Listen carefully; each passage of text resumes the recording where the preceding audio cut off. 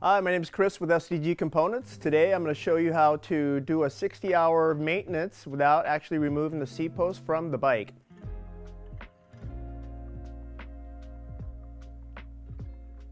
The things I'll cover today would be to replace the keyways, tighten the oil cartridge, as well as check the bushings and lubricate your seat post.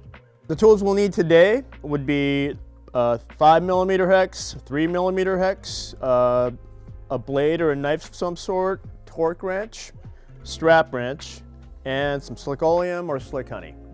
First, you want to remove the rear saddle bolt from the clamps with a 5mm hex. However, if you have a 3mm ball hex or a 2.5mm for older versions, you can skip this process and go directly to loosening the cartridge lock screw located just below the rear saddle bolt.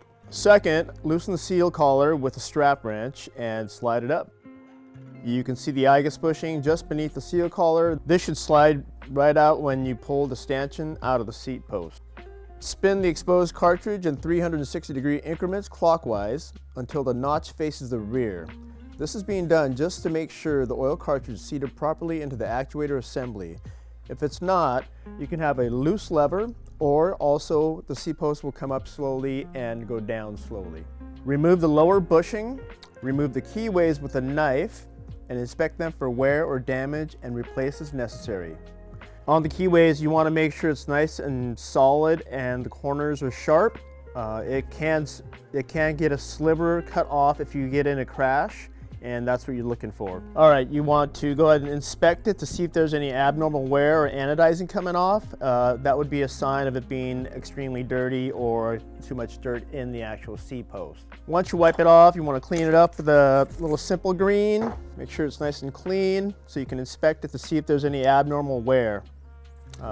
This looks good, so we're good to go. Snap the keyways. You just want to guide it into this channel here.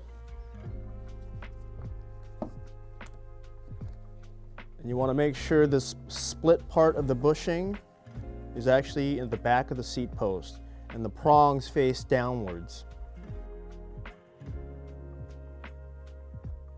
You want to apply lube onto the keyways, underneath and all around the I-guess bushing, as well as the seal collar. The seal collar, you want to make sure that it's nice and well lubed, because there's a concave area that actually absorbs the lube. So just moving up and down like that, and it'll soak it all up, and it'll go into the actual cavity.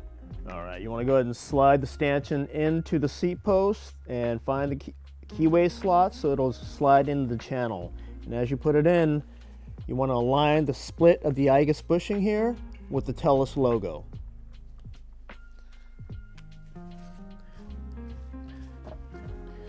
Give it a little wipe.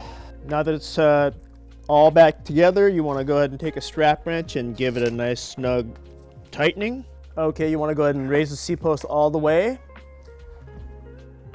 Take your 3mm hex and go ahead and tighten the cartridge lock screw. And then you're going to go ahead and tighten the torque to 3 Nm. Now that everything's back together, you want to go ahead and make sure that your seat post is working fine. Go ahead and compress the seat post down.